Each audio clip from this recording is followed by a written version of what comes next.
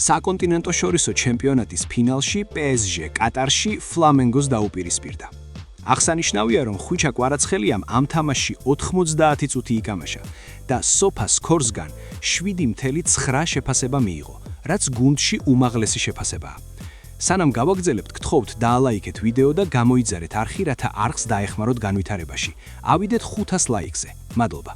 ფინალში პარის სენ-ჟერმენმა ფლამენგო პენალტების სერიაში დაამარცხა და თავის ისტორიაში პირველად ამ ტიტულს დაეუფლა. აღსანიშნავია, რომ გასაჯაროვდა რიცხვები თუ რა თანხას მიიღებს პარიზული კლუბი ამ ტურნირის შემდეგ. როგორც ირკვევა, ჩემპიონებს FIFA-სგან 5 მილიონი ევრო გადაეცემათ. რაც შეეხება ფლამენგოს, ბრაზილიური გუნდი ორგანიზაციისგან 4 მილიონ ევროს მიიღებს. ასევე აღსანიშნავია, რომ ჩემპიონების მხრიდან ერთადერთი გოლი ხვიჩა კვარაცხელიამ გაიტანა. ამის მიუხედავად, საფინალო მატჩში საუკეთესო ფეხბურთელად ვიტინია დაასახელეს, რომელსაც უდაოდ მშვენიერი შეხვედრა ჰქონდა.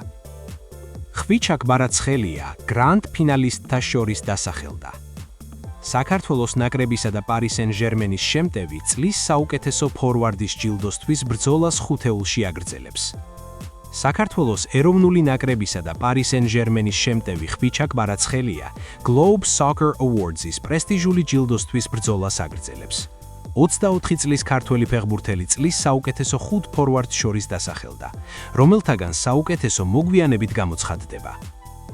Globe Soccer Awards მსოფლიო ფეხბურთში წლის გამორჩეულ მოთამაშეებს, მწვრთნელებს, ფუნქციონერებსა და ორგანიზაციებს 2010 წლიდან მოყოლებული აჯილდოვებს. აღსანიშნავია, რომ კვარაცხელია 2 ნომინაციაში, წლის საუკეთესო მოთამაშეისა და წლის საუკეთესო ფორვარდის წოდებისთვის ბრძოლაში ფინალისტებს შორის მოხვდა. საბოლოო ხუთეულში კი მხოლოდ ფორვარდის ნომინაციაში დასახელდა. Globe Soccer Awards-ის დაჯილდოების რიგით მე-16 ცერემონიალს 28 დეკემბერს არაბეთის გაერთიანებული საამიროები, კერძოდ კი დუბაის ფეშენებელური სასტუმრო უმასპინძლებს. ხვიჩა კვარაცხელია სასტარტო შემადგენლობაში ცენტრ ფორვარდის პოზიციაზე იყო, სანამ კორეელი ალი ტრავმას არ მიიღებდა. ამის შემდეგ მან მარცხნივ გადაინაცვლა და გოლიც გაიტანა.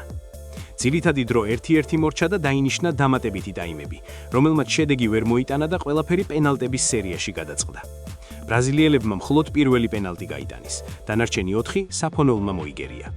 PSG-ს ფეხბურთელებმაც ცუდად ურტყეს პენალტები, თუმცა ვიტინიამ და მენდეშმა მაინც გაიტანეს და PSG 2023 წელს დაარსებულ ტიტულს დაეუფლა, რომლის პირველი მფლობელი რეალი იყო. ხვიჩა კვარაცხელიამ 90 წუთში კარისკენ 2-ჯერ დაარტყა. ის 48-ჯერ შეეხო ბურთს. ჰქონდა 29 წარმატებული დრიბლინგი, მის წინააღმდეგ 4-ჯერ დაჯარიმდნენ და 12 ორთაბრძოლიდან 7 მოიგო.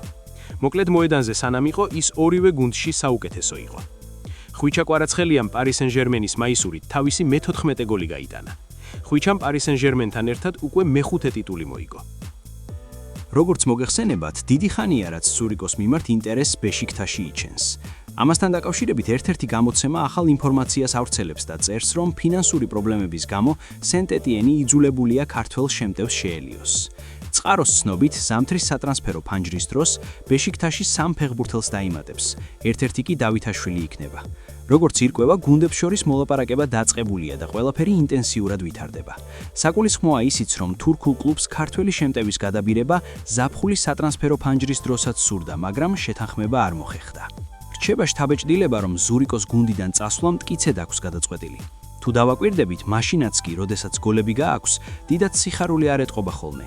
ის ფაქტი, რომ მისი გოლები ფაქტობრივად ყოველ მეორე თამაშზე მოდის, ზურიკოს ფასს კიდევ უფრო მაღლას წევს. უდავოა, რომ მისდამი ინტერესი არსებობს. ისეთი სიტუაციაა, რომ დავითაშვილისთვის წასვლა ნამდვილად კარგი გადაწყვეტილება იქნება. აი კლუბისთვის კი აღნიშნული კატასტროფად უნდა მივიჩნიოთ. ეს გუნდის კომაგებისთვის ცუდი სიგნალი იქნებოდა, რადგანაც როგორც არ უნდა იყოს, ის სენტ-ეტიენის საუკეთესო ბომბარდირია. ის ფეხბურთელია, რომელსაც თამაშის ბედის გადაწყვეტა მარტოს შეუძლია. დავითაშვილი შესაძლოა 70 წუთის განმავლობაში არ სჩანდეს. შემდეგ კი უბრალოდ ბურთი აიღოს და გოლი გაიტანოს. ფაქტია, დავითაშვილს გუნდისთვის ქულები მოაქვს. ამდენად გოლშემატკივრები ვერ გაიგებენ იმ ფეხბურთელის გაშვებას, რომელსაც დიდი სარგებელის მოტანა შეუძლია. დღეისთვის სულ ეს იყო. თუ მოგეწონათ ვიდეო, გთხოვთ დაალაიქეთ ვიდეო და გამოიწერეთ არხი, რათა არხს დაეხმაროთ განვითარებაში. ავიდეთ 500 ლაიქზე. მადლობა.